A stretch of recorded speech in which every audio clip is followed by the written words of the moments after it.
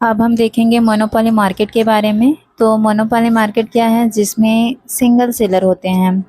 Single seller different prices charge, और वो different prices charge भी कर सकते हैं। एंड सबसे पहले जो मोनोपोली मार्केट है, monopoly word derived from two Greek words, जिसमें मोनोस का मतलब है single and polus means seller. तो यहाँ पे जो भी सेलर रहेंगे वो सिंगल सेलर होंगे। कोई भी प्राइस वो चार्ज कर सकते हैं किसी भी प्रोडक्ट के लिए, उसके लिए कोई कंपटीशन नहीं है। सो वहाँ पे मोनोपोली मार्केट क्रिएट होता है। Monopoly means a market where a single seller selling a product with no close substitutes. Monopoly market में क्या होता है, सिंगल सेलर होते हैं जो कि अपने प्रोडक्ट को डिफरेंट कोई भी चार्ज पे वो उसको सेल कर सकता है। इस टाइप के मार्केट में क्या होता है, जब कोई कस्टमर होता है उसके सामने कोई भी एक सिंगल सेलर मिल रहा है, यानी कोई भी एक शॉप खुल रहा है, तो वो जो भी चार्ज करेगा ना उसी प्राइस में उस कस्टमर को ख़रीदना ही पड़ेगा, क्योंकि उसे उस चीज़ की ज़रूरत है।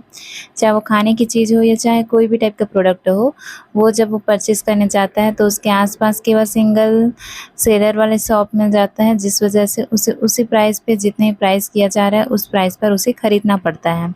तो that is a monopoly market. And for example Microsoft software या railway owned by ministry of railway government of India, ये सब ऐसे फर्म हैं जहाँ मतलब हर एक प्रोडक्ट का बहुत सारे सेलर्स नहीं होते। ये सिंगल सेलर वाले टाइप के एग्जांपल्स हैं, तो ये मोनोपोली मार्केट के कैटेगरी में आते हैं। देन हम डिस्कस करते हैं फीचर्स के बारे में। Feature of monopoly market. तो फर्स्ट फीचर है सिंगल सेलर। सिंगल सेलर मैंने अभी जैसे बताया कि मोनोपोली मार्केट में सिंगल सेलर होता है, वहाँ पे लार्ज नंबर ऑफ सेलर्स या बायर्स आपको नहीं मिल सकते। यहाँ जो है मोनोपोली मार्केट में केवल सिंगल सेलर मिलेंगे। Having full control over supply and price. इसके पास फुल कंट्रोल होता है कि इन जितने भी सप्लाई करना है, जो भी प्राइस लगाना है, ये सब सिंगल सेलर ही संभालता है। Then second, no close substitutes. इसे जो है कोई सब्स्टिट्यूट रखने की आवश्यकता ही नहीं है। जो प्रोडक्ट रखा है वो उसे आसानी से सेल कर सकता है, बिकॉज ऑफ वो सिंगल है। No fear of competition. उसे कंपटीशन तो करना नहीं है क्योंकि उसे प्रोडक्ट बेचना है। मोनोपोली मार्केट में क्या है, सिंगल सेलर है तो किसी से कंपटीशन करने की आवश्यकता ही नहीं है। तो यहाँ पे no fear of a competition. And third, restriction on entry and exit. हाँ, यहाँ पे मोनोपोली मार्केट में आपको रेस्ट्रिक्शन मिल रहा है। कहाँ पे, एंट्री एंड एग्जिट में। इस टाइप के मार्केट में वही एंट्री कर सकता है। ऐसा हमें कब पता चलेगा, जब उस पर कोई एक लीगल कार्रवाई हो। It may be due to legal restriction, high cost और पेटेंट राइट एक्सेट्रा। तो इस टाइप के कंडीशन में या कोई लीगल रेस्ट्रिक्शन है तभी जा कर के वो उस मार्केट में एंट्री नहीं कर सकता, अदरवाइज़ वो कर सकता है। मीन्स यहाँ पे एक फीचर्स ये है कि restriction on entry and exit. Entry and exit में क्या है, रेस्ट्रिक्शंस हैं।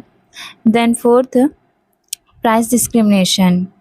में charge different price for same product from different customer at a time.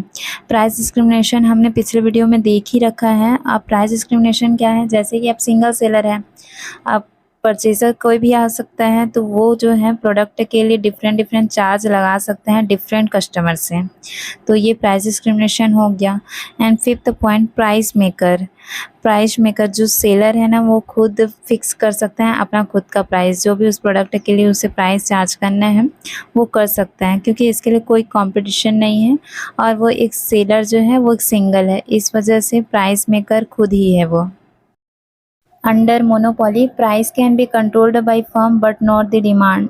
Monopoly market में क्या होता है, प्राइस डिटर्मिनेशन का जो काम है मेनली फर्म के द्वारा किया जाता है, न कि डिमांड के ऊपर डिपेंड करता है, क्योंकि डिमांड यहाँ पे किया नहीं जाएगा।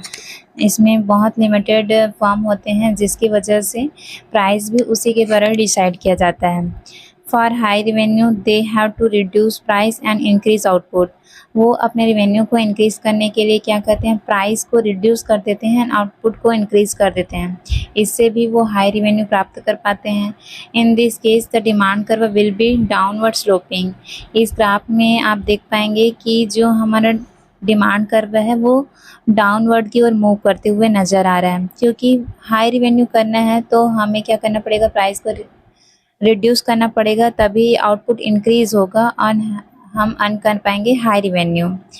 एंड सेकेंड यहाँ पे एक है marginal revenue, that is a high to average revenue as price decrease with increase in output. जैसे ही आउटपुट को इंक्रीज करते हैं तो प्राइस क्या हो रहा है, डिक्रीज हो रहा है। तो एक सेकंड टाइप का आपको ग्राफ देखने को मिल रहा है जिसमें AR जो है एवरेज रिवेन्यू है एंड MR मार्जिनल रिवेन्यू है। The revenue generated from additional unit goes down and it may go zero or negative as well with the increasing output.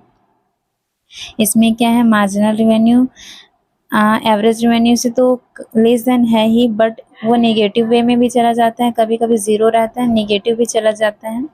तो सो MR will be less than AR, so marginal revenue less than average revenue. तो ये दो concept जो हैं आपके monopoly market में बहुत काम किए हैं। एक तो है price can be controlled by firm but not the demand, and second is the marginal revenue will be less than the average revenue. ये दो फैक्ट्स हैं जो मोनोपोली मार्केट के पॉइंट ऑफ व्यू से इम्पोर्टेंट है।